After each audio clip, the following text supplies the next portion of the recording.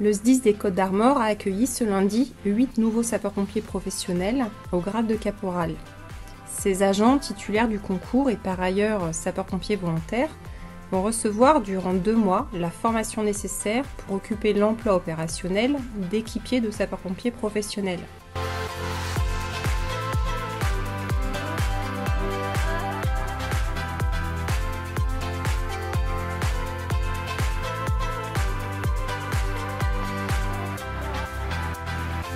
Pour ce faire, une équipe de formateurs les accompagne actuellement et réalise cette semaine des évaluations diagnostiques afin de déterminer le niveau de compétences détenu par chacun d'eux. L'objectif étant de leur proposer une formation adaptée.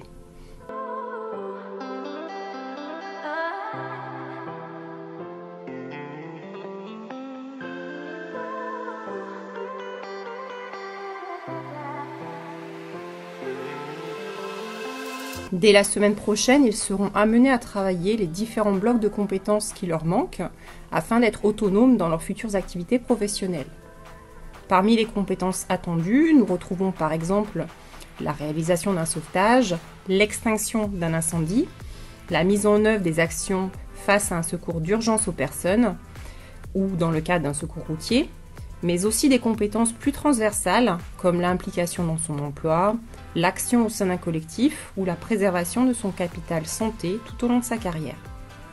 Leur formation se terminera le 2 décembre prochain et à l'issue de celle-ci, ils seront affectés dans l'une des unités opérationnelles de notre département.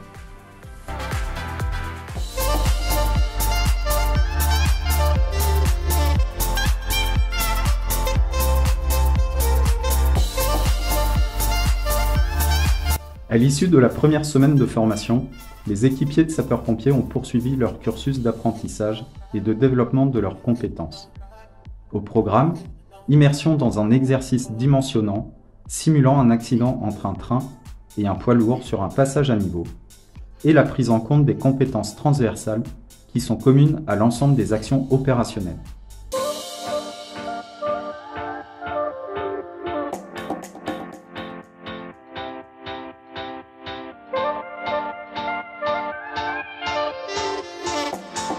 Les agents du service technique du SDIS ont présenté les procédures et techniques pour contrôler les équipements de protection individuelle et les matériels et véhicules. Les aspects physiques et psychologiques ont été abordés pour assurer leur activité opérationnelle.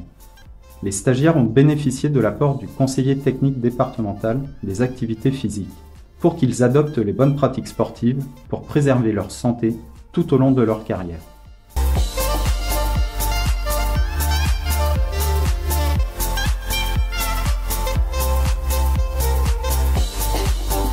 De même, l'experte psychologue a abordé les notions de travail en équipe et la notion du collectif. Elle a donné aussi des éléments pour analyser une situation complexe et permettre de s'adapter en fonction de son évolution et permettre de préserver son potentiel psychologique. Ces apports doivent leur permettre de développer leur réflexivité et engager une démarche permanente de développement de leurs compétences pour agir avec efficacité dans leur mission de service public.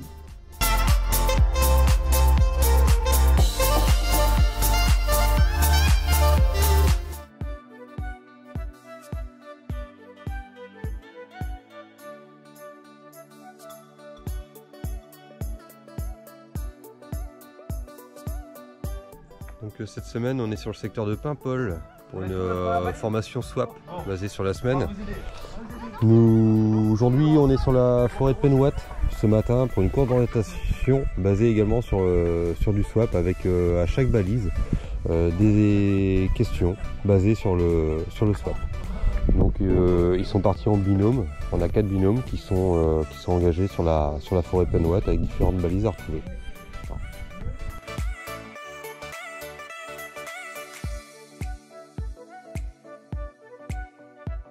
Alors la conduite à tenir sur les préservations scènes de crime. Il met des gants, il ne touche à rien. Il peut prendre une photo avec sa tablette. Voilà. Et la chose importante avant de rentrer dans un lieu où il s'est passé une scène de crime quand même. S'assurer qu'il n'y ait pas de risque encore. Oui, Voilà, ouais. attention à la Et sécurité.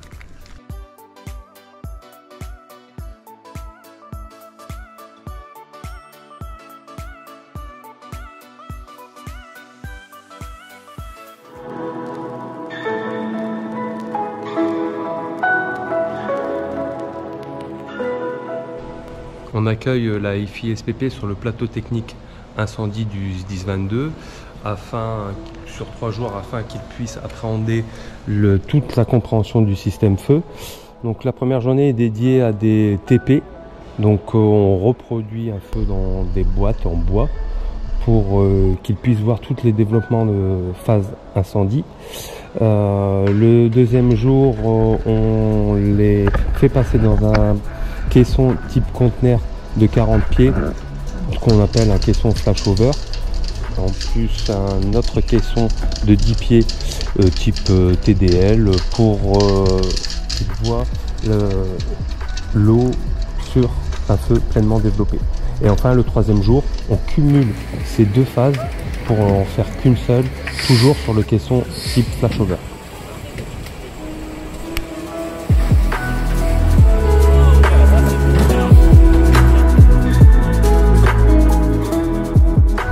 Moi, ça va être plus personnel. J'ai vraiment, dès la première, j'ai trouvé que j'avais mûri, entre guillemets. Parce que moi, ça fait la deuxième fois que je passe sur ce caisson. Donc j'étais plutôt content et j'ai vu qu'il y avait une progression. Donc ça m'a fait plaisir et j'ai pris plaisir à ce que je faisais. C'est vrai que les premières fois, j'étais plus à dire mince, à penser à ce qu'il allait avoir après. Et du coup, j'étais moins efficace sur mon extinction ou les choses à faire. Et deuxième petite chose, je me suis senti plus à l'aise dans le caisson d'observation donc ce matin, à faire les techniques de lance, ouverture de porte, extinction, que sur le caisson d'attaque, parce que je me suis senti plus... Enfin, je me voyais dans le volume en fait, j'avais pris possession un petit peu du volume, que quand on était à l'extérieur aux questions d'attaque, c'est vrai qu'on avait ce grand volume où on était à l'air libre et on avait ce tout petit caisson en fait qui était en face de nous et donc je me suis senti plus à l'aise en fait dans le volume.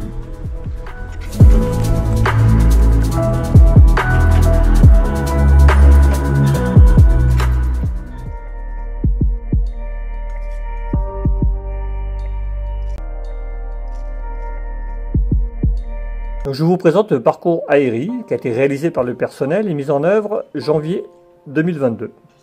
Donc l'objectif c'est d'apprendre aux pompiers au port de l'appareil aspiratoire pour respirer dans les fumées, au moyen d'un parcours où on traverse avec l'appareil aspiratoire, et d'une partie ce qu'on appelle technique opérationnelle, évacuation du binôme ou des victimes en cas d'urgence. Donc la première partie AERI, on a des petits modules extérieurs à des difficultés évolutives et un grand parcours que l'on fait dans le noir. Pour tout ce qui est technique opérationnelle, eh bien c'est des difficultés, sortir par une fenêtre étroite, une fenêtre de garage, sortir seul ou en binôme ou une victime par des échelles à coulisses. Donc ce petit module, réalisé tout simplement avec des matériaux de récupération, nous permet de travailler correctement, en toute sécurité.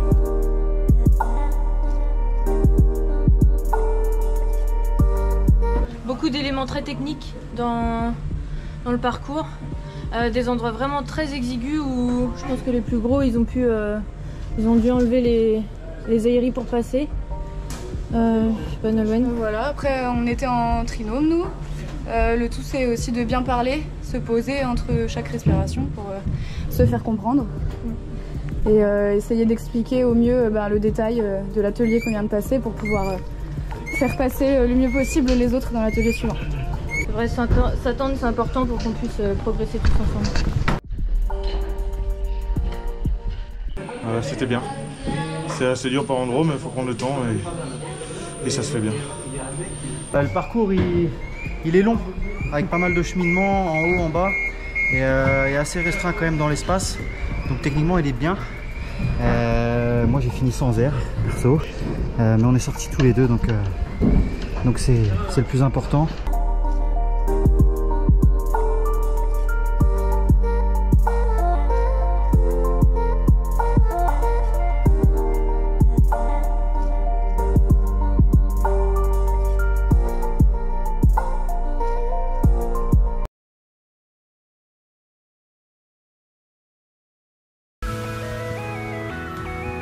Donc cette semaine nous sommes avec la FISPP à 8 stagiaires ainsi que deux stagiaires chefs d'agrès, ce qui va nous permettre de leur montrer différentes techniques secours routier sur l'ensemble donc de cette semaine, tout en passant par la MGO, par des mises en situation où on pourra avoir différentes techniques d'utilisation donc des outils, ainsi que de reformation de véhicules, de basculement de tableau de bord en exemple, ainsi que les techniques dites simples d'ouverture de porte, ainsi que de reformation ou création d'espace à l'intérieur afin de pouvoir sortir les victimes dans les meilleures conditions.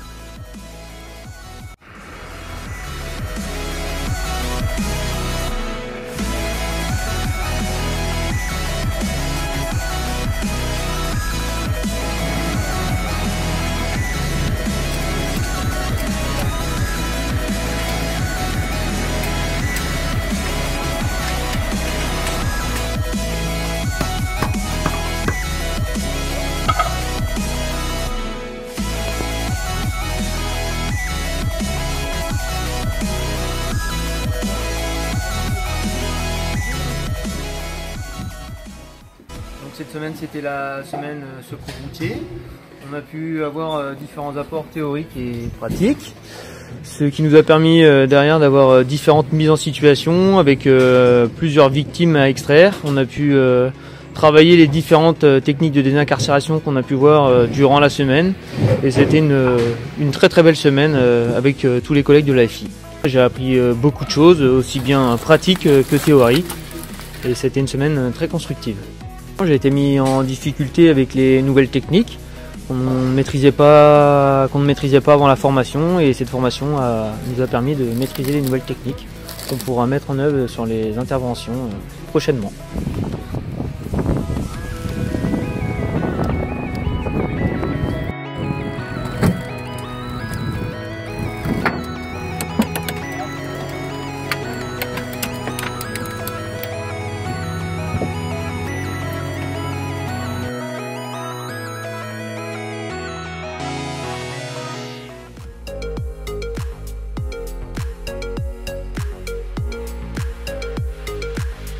Dans le cadre de la formation intégrée des chefs d'agrès, une équipe et d'équipiers de sapeurs-pompiers professionnels, on a abordé aujourd'hui la séquence Novi.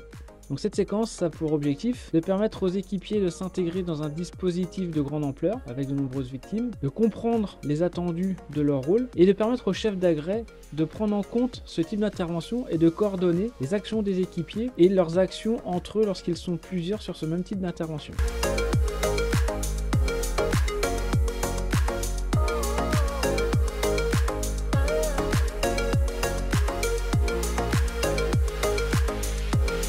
Pour cela, on a utilisé des figurines pour mettre en œuvre un exercice de simulation. C'est plus facile d'utiliser des figurines, on réduit l'échelle et on réduit aussi la sollicitation des différents partenaires, puisque seuls les acteurs sont présents. On n'a pas besoin de véhicules spécifiques ni de matériel spécifique, tout est représenté par des figurines et des cartes à jouer qui permettent d'illustrer les différentes actions réalisées par les intervenants. La situation se termine lorsque la prise en charge des victimes a été effectuée et que l'ensemble des actions attendues sont réalisées. À la suite, on débriefe des actions réalisées, du ressenti des différents intervenants pour leur donner des axes de réflexion et des actions possibles à améliorer sur leur intervention future.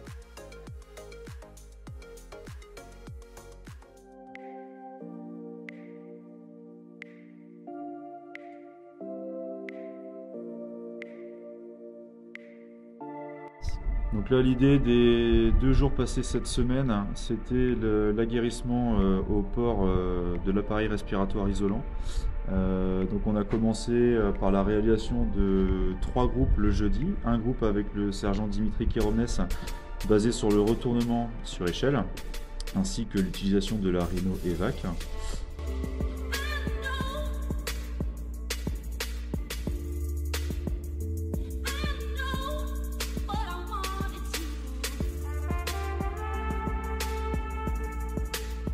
Un deuxième groupe avec le caporal-chef David Refloc, basé sur la longue reconnaissance et la procédure NELAR et alerté pour un binôme en difficulté.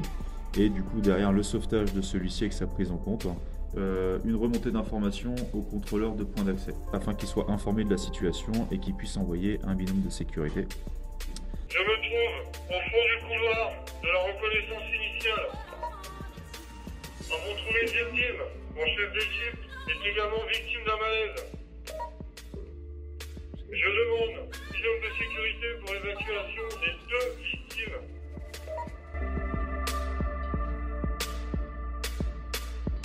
Et de mon côté, c'était l'aisance au port de l'appareil respiratoire isolant dans un milieu hostile, à savoir le module d'entraînement au port de l'aérite du CSP de Saint-Brieuc, donc qui est réputé assez physique et intense, mais très instructif pour évoluer plus facilement sur les interventions feu urbain, feu rural.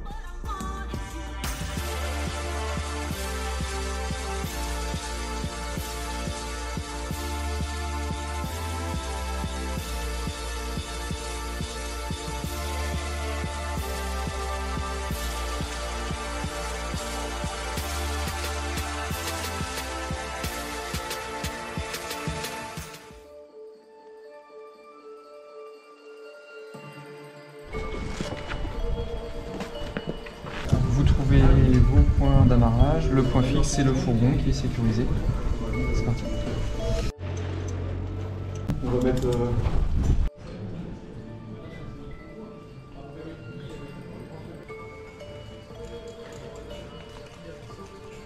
Tu gères la descente, Colin, tranquille.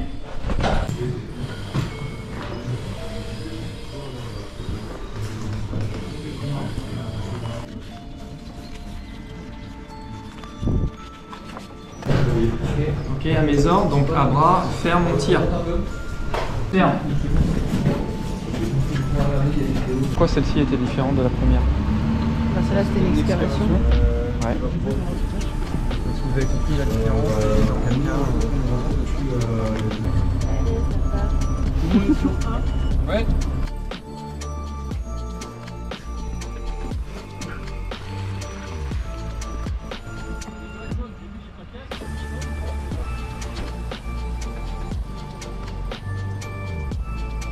D'une division alimentée sur Feu Connecté, emplacement de division ici, établissement. Le chef établissement du LDV 45 a été tout épaulé, Priso a utilisé la division, établissé. On met un tuyau de 45 sur le côté et on déroule juste le tien sur la division, ok? 38.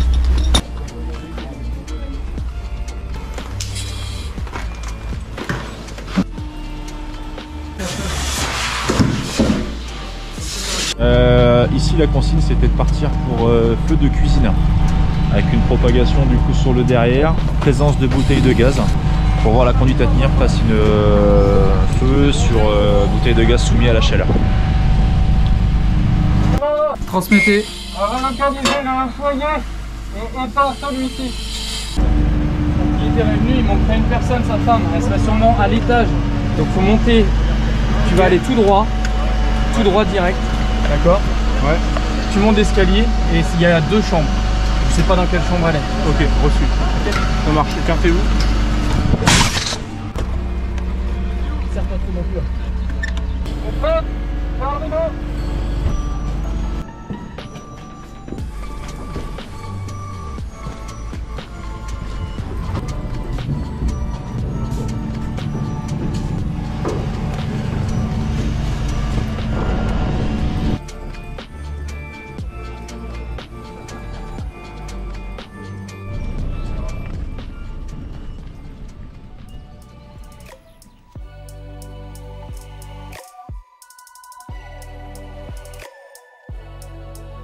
Faire découvrir les spécialités du SDIS 22 à nos nouvelles recrues dans le cadre de leur formation initiale présente plusieurs intérêts. D'abord, les stagiaires accroissent leur culture opérationnelle. Savoir que des spécialistes sont capables de réaliser des missions particulières permet de bien appréhender leurs propres limites d'action. Ensuite, il s'agit de susciter des vocations pour alimenter les effectifs de nos équipes spécialisées en renouvellement constant. S'engager dans une équipe spécialisée se fait toujours en complément de l'activité dite courante du sapeur-pompier. Enfin, sur le plan individuel, les plus motivés et passionnés peuvent s'émanciper à travers ces disciplines très techniques. Le nombre d'interventions des équipes spécialisées est limité par rapport aux interventions dites courantes. Elles requièrent néanmoins un haut niveau de technicité obtenu par des formations exigeantes et entretenu par une formation continue régulière. La constance de la motivation de nos personnels spécialisés est recherchée et nombre d'entre eux sont passionnés par leur discipline. C'est pourquoi l'accès aux équipes spécialisées est parfois recommandé, mais jamais obligatoire. Il est toujours basé sur le volontariat. Ces stagiaires ont ainsi le choix de ne pas se spécialiser pour se consacrer à l'activité courante ou de s'engager dans une ou deux spécialités parmi les 10 existantes au sein du SDIS 22. On peut citer le RCH-RAD, le SMP, l'USAR, le SIN, le SAV, le SL, le FDF, le SAD et le drone.